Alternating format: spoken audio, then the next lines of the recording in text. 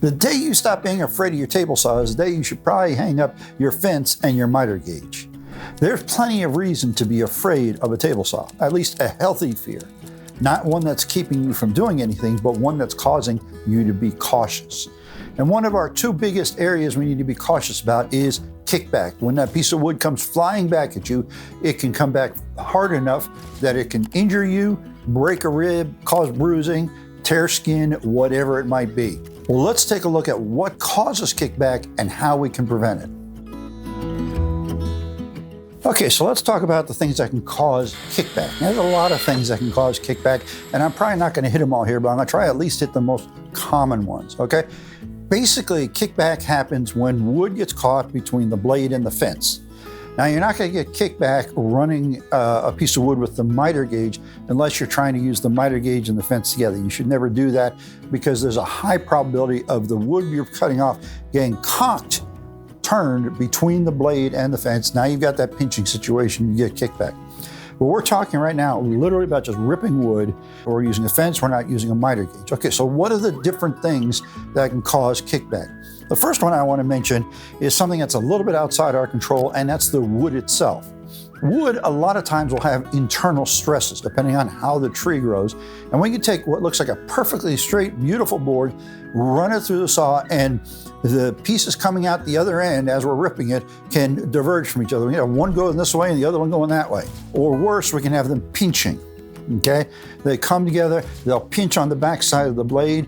Now the blade's going to be pushing them up. Now we've got our kickback. So that's the first one I want to mention. It's not something you can normally account for. There are ways of identifying wood that is likely to pinch like that, but most of us really aren't up on that. We really aren't able to spot that, and it just happens, okay? Easy problem to solve. We'll talk about solving in a moment. Second thing is wood pinching, as I said, between the blade and the fence. Okay, why is that going to happen? Well, first of all, one of the most likely possibilities is the fence is not properly aligned. Now, a lot of people align their fence to the miter slots, okay? They'll stick a board in here, run the fence up to it, and tighten it down that way using the two screws back here. That's fine as long as this miter slot is parallel to the blade. But what if it's not? Now you've got a fence that's either cocked this way or cocked this way. Obviously not to this extreme. Well, if it's cocked out, what you're going to end up with is a sloppy cut. It won't kick back, but you're not going to get a clean cut. If it's cocked inward, though, what you're going to end up with is as that piece of wood goes through farther and farther, it's going to get harder to push the wood through, and the wood is going to bind up between the blade and the fence and likely cause a kickback type situation. Okay, so that's a really common one. Make sure your fence is aligned to the blade. How? Put the fence literally right up beside the blade, then tighten it down. Okay, if it's not aligned then with your miter slot, what that means is that you probably need to adjust the carriage that holds the blade and the motor so that it's in alignment with the miter slot, and then readjust your fence again. Okay, another thing that can happen is that the wood catches on the blade because of a number of things. Let's say you've got a nail in there. Okay, let's say you've got a knot hole in there that gives you a harder spot, and the wood can catch, right? Any sort of irregularity can cause wood to catch against the blade.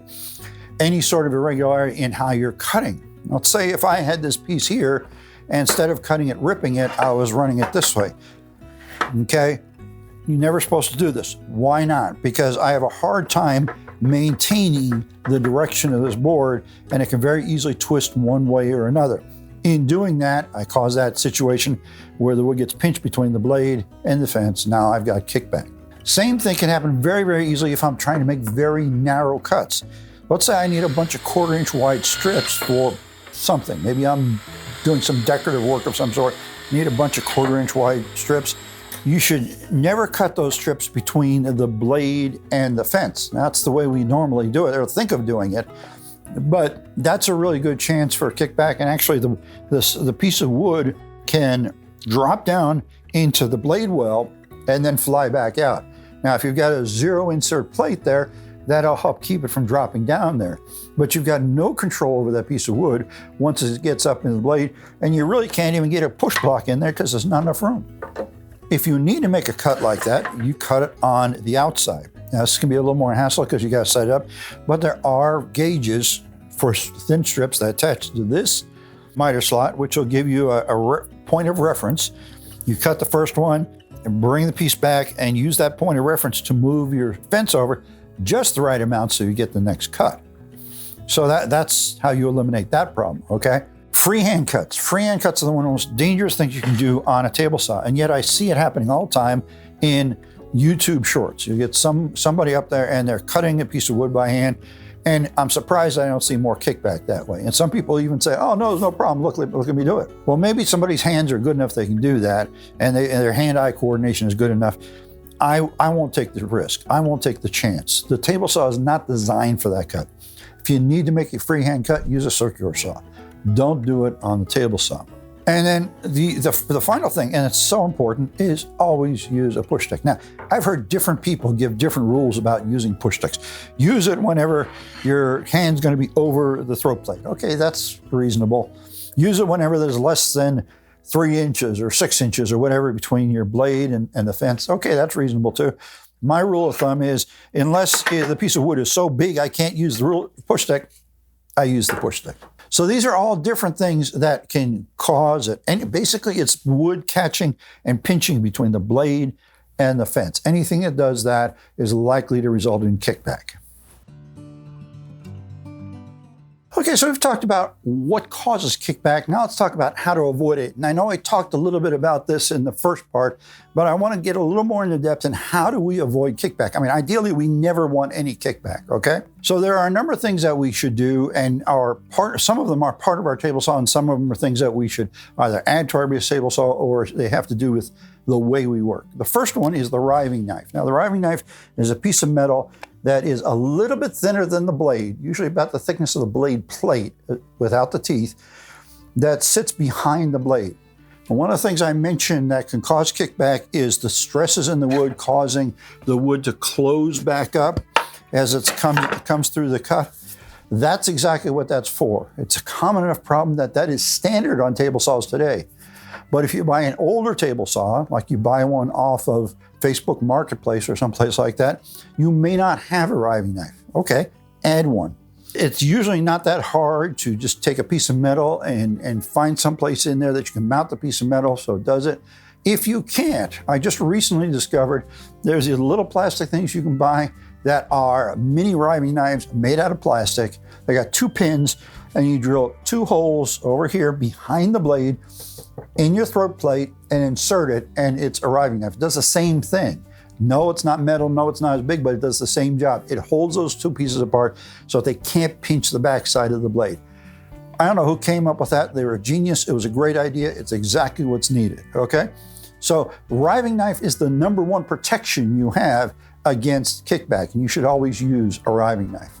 I cannot think of a single cut that I need to make where I have to take that off, okay? Secondly, a lot of saws have what are called pawls, anti-kickback pawls on the blade guard. Now, I'm guilty as a lot of people in that I usually don't work with a blade guard, and the main reason is I do a lot of cuts where the blade guard would get in the way, okay? So I normally leave it off. But your table saw's blade guard may have a couple of pieces of metal down here that look like they've got teeth on them, and they swing. And the purpose of them is that they drag along the top of that board, and if the board starts coming back towards you, they'll dig into the board and they'll stop it from moving. Might damage the surface of your wood a little bit, but they're useful, you know. I have those on my radial arm saw as well, and I use them on that because it can have kickback as well. So those are a safety that's built into the saw. Not all saws have them, but if you have it, it's great to use it if you can, okay? Next thing is to use a feather board. This is a feather board. You can make feather boards. You can buy feather boards. They come in different styles.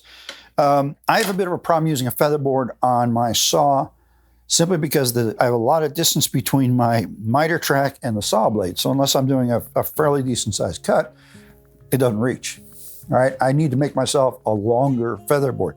That's not an excuse. That's an indictment of myself, really, okay? Why does this help? Because this helps hold your board up against the fence. It prevents the board from getting crooked, all right? And it's very easy for the board to get crooked. And one of the key things that causes the board to get crooked is the way we use our push sticks. Instead of having them near the blade, we mostly have a tendency to keep them near the fence, which means that our pressure is off center. And with that pressure off center, it's very easy for that board to drift, the front edge of that board to drift away from the fence. Well, having a feather board before the blade, you don't want it with the blade, you don't want it after the blade, you want it before the blade, will help reduce the risk of that drifting, okay?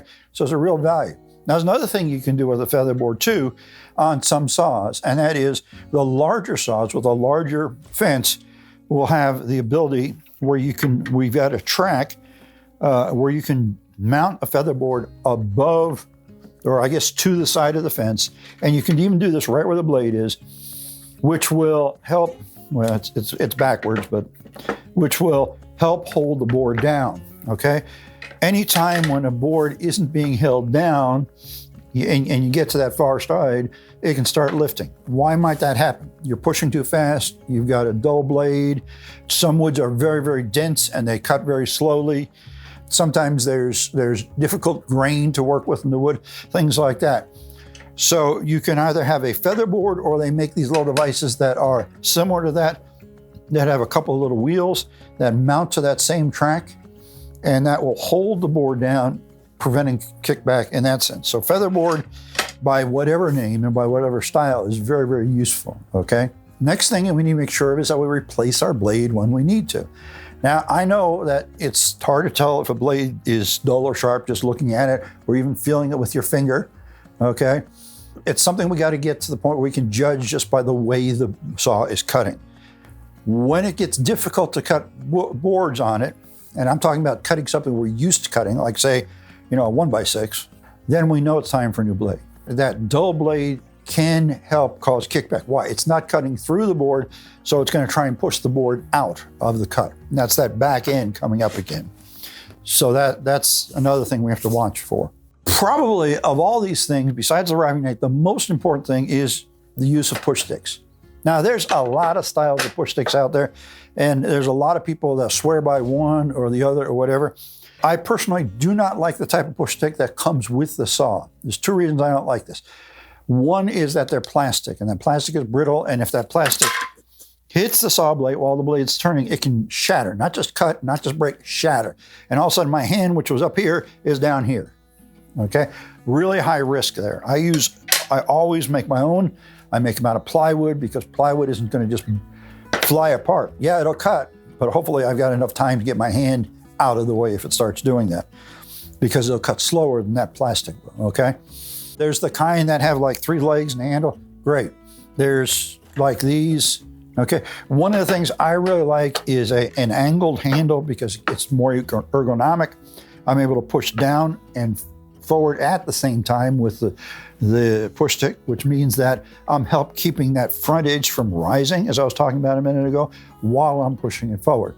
And that's why I've got this longer one too. If I've got a longer piece of wood, I'll use that, okay? So whatever style works for you. I'm not saying you have to use my style, just find something that works for you, whether it's something you design or something you find, or even just make a fake hand and cut a couple fingers off, okay? Whatever. Something that allows you to push that wood. And finally, always use correct cutting technique. What do I mean by that? Avoid doing things that are widely considered unsafe, such as using the miter gauge and the fence together. If you want your fence there to act as a stop so you can get all your pieces the same length, okay, fine. Clamp a little board to your fence to use as a stop block before it gets to the blade, so you can bring the board into that, get it set, then hold the board to the miter gauge, push it through. It's away from the fence, it's away from that. There's nothing to keep it from getting bound up. Another thing that's a very important part of technique is cutting speed. Let the saw do the cutting. Don't try and force it through. This is especially important with really dense woods. I've got some purple heart over here that I was cutting a while back, and that's really dense wood. And you just plain have to take your time. If you find a lot of burning on your wood when you are cutting, it means one of 3 things. Either your blade is dull, your blade is dirty, or you're just trying to cut too fast. Don't try and speed it through. Let the saw do the work as opposed to you're pushing. So technique is critical. But the biggest technique that's important is keeping your eyes on what you are doing. You do not want to look around, even if somebody walks in the shop. My wife will come in the shop and the door's over there and I'm cutting here and she'll come in there and the doorway's raised up. There's a ramp there. And it's very easy for that to catch my eye and look over there. I've had to train myself not to do that, because once I take my eyes off this saw to look at her, I don't know what's happening. And it can kick back, the wood could shatter, it could pinch up, my hand can end up in the blade, who knows. So the biggest safety gear you've got is your eyes, and keep your eyes on what you're doing.